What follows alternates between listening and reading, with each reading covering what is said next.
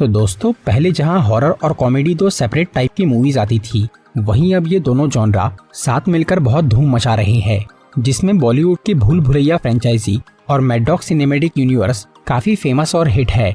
लेकिन अब हमारे बाहुबली यानी प्रभास भी इस कैटेगरी में एंटर कर रहे हैं। उनकी लेटेस्ट फिल्म द राजा साहब इसी थीम पर बेस्ड है और अब इस मूवी का टीजर आ चुका है, जिसमें हॉरर और कॉमेडी का जबरदस्त कॉम्बिनेशन दिख रहा है।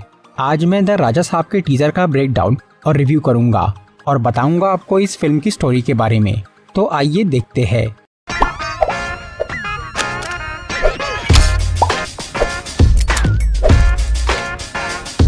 सबसे पहले तो ये कहना पड़ेगा कि भले ही मूवी वालों ने इस वीडियो को टीजर कहा है, लेकिन इसका ड्यूरेशन 2.5 मिनट है, मतलब एक ट्रेलर जितना लंबा।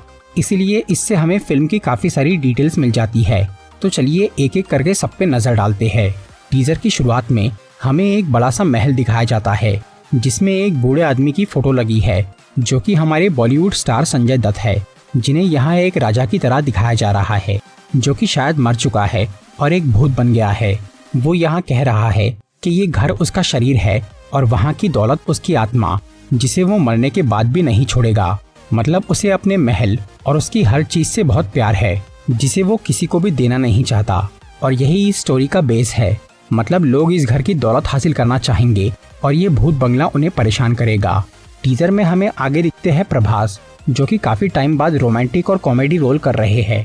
वो पिछले कई साल से सीरियस एक्शन मूवीज में ही काम कर रहे थे, तो उनका ये ट्रांजिशन फैंस को थोड़ा अच्छा लगा। अब अगर राजा साहब में प्रभास के कैरेक्टर की बात करें, तो फिल्म में उसे एक आवारा टाइप का आदमी बताया गया है, जो कि शहर में टाइम पास वाली जिंदगी बिता रहा है। पर आगे वो गांव के उस भूतिया महल में पहुंच जाता है। वो यहाँ क्यों आया है, इसका रीजन हमें एक डायलॉग से पता चलता है। टीजर के एंड में प्रभास बोलता है कि दादा ने नानी की याद दिला दी। इसका मतलब है कि ये घर उसके दादा का है, जो कि एक भूत बन गया है। और प्रभास यहाँ अपनी खानदानी दौलत हासिल करने आया है, क्योंकि वो खुद आवारा है और शॉर्टकट से पैसे कमाना चाहता है। तो टीजर में ऐसा दिखाया जा रहा है कि संजय दत्त उस महल का राजा है और प्रभास उसका पोता। लेकिन मुझे ऐसा नहीं लगता। कुछ सीन्स को ध्यान से देखने पर एक अलग ही कहानी समझ में आती है। टीजर में कई जगह पर ब्लैक मैजिक से रिलेटेड चीजें दिखती है। खास तौर से ये कमरा काले जादू के सामान से भरा है, जिसके बाहर के दरवाजे पर बहुत सारे धागे और मंत्र कवच वगैरह लगा है। इसे देखकर भूल भुलैया फिल्म के उस दरवाजे की याद आ रही है, जहाँ मंजुलिका कैद थी।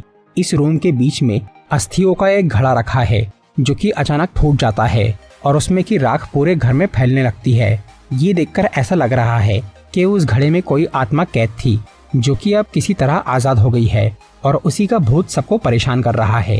टीजर में संजय दत्त के कैरेक्टर को जिस तरह दिखाया गया है, उससे सबको यही लगेगा कि वही इस घर का भूत है। हालांकि ये सच भी हो सकता है, पर कई सीन्स में संजय दत्त का कैरेक्टर जिंदा इंसान की तरह नजर आता है।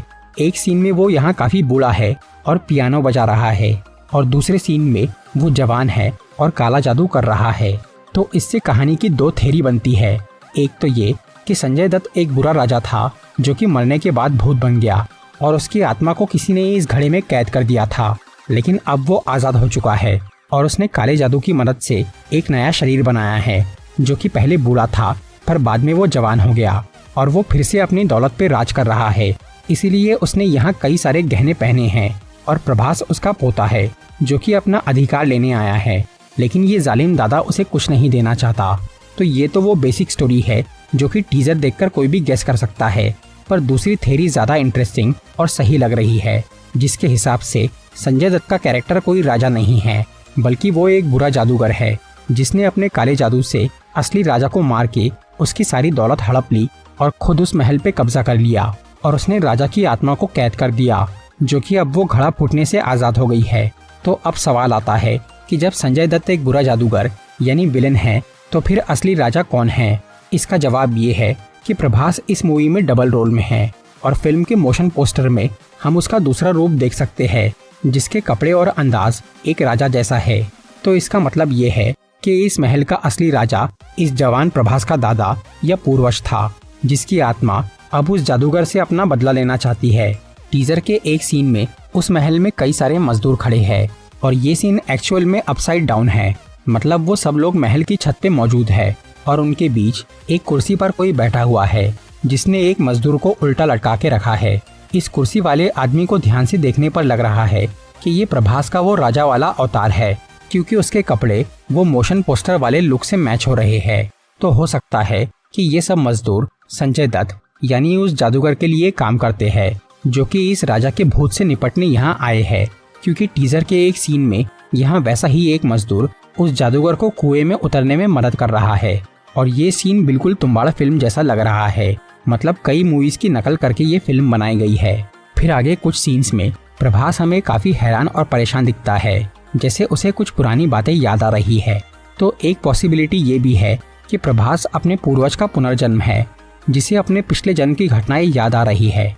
फिर टीजर के एंड में वो उस महल में खड़ा है जो कि जल रहा है, और प्रभास वहाँ खुद ही आग लगा रहा है। इस महल को जलाने का रीजन ये हो सकता है कि वो अपने दादा की आत्मा को मुक्ति दिलाना चाहता है, या फिर वो उस जादूगर की बुरी शक्ति को रोकने के लिए महल को तबाह कर रहा है। टीजर की एक्स्ट्रा डिटेल्स की बात करें तो कुछ सीन्स में हमें इस महल में एक औरत का भूत भी दिखता है, जो कि एक पेंटिंग से बाहर निकल रही है और उसके बाल सांप जैसे है। फिर टीजर के एंड में हमें एक उल्टी भूतनी नजर आती है।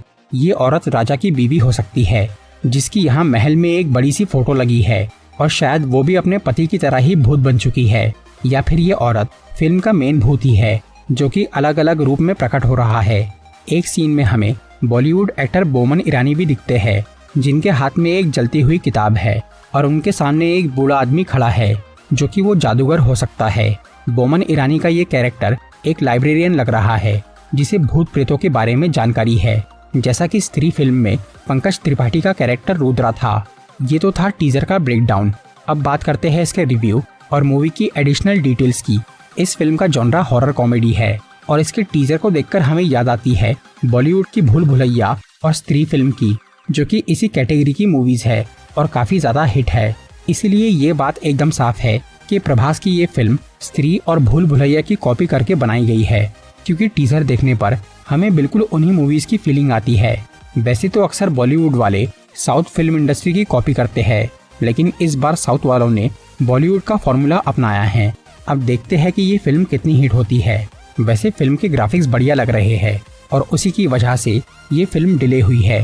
पहले ये मूवी इस साल अप्रैल में रिलीज होने वाली थी, लेकिन इसके VFX कंप्लीट नहीं हुए थे, इसलिए उसे पोस्टपोन करके दिसंबर में रिलीज किया जाने वाला है। ग्राफिक्स के अलावा फिल्म की कास्ट भी जबरदस्त है। एक तो प्रभास का स्टारडम और संजू बाबा का नेगेटिव रोल, जो कि सबको काफी पसंद है। इनके अलावा मूवी में साउथ की 3 अच्छी एक्ट्रेसेस भी शामिल है। इस फिल्म की शूटिंग के लिए हैदराबाद में एक बहुत बड़ा सेट बनाया गया था, जो कि 41,000 स्क्वायर फीट का है, क्योंकि ये महल ही काफी ज्यादा बड़ा है और मूवी की मैक्सिमम शूटिंग यहीं पे हुई है। इतने बड़े सेट और फिल्म की जोरदार कास्ट की वजह से इसका बजट लगभग 400 करोड़ रुपए है। इसीलिए इसे इंडिया की बिगेस्ट हॉरर फैंटेसी मूवी कहा जा रहा है। फिल्म की स्टोरी तो ठीक लग रही है, और यहाँ हॉरर और कॉमेडी का भी बढ़िया कॉम्बिनेशन है, लेकिन क्या ये बॉलीवुड की हिट फ्रेंचाइजीज की बराबरी कर पाएंगी या नहीं, ये तो मूवी आने के बाद ही पता चलेगा। तो दोस्तों, ये था द राजा साहब का टीजर ब्रेकडाउन और मूवी के बारे में कुछ इन्फॉर्मेशन। अगर आपको ये वीडियो अच्छी लगी हो तो इसे लाइक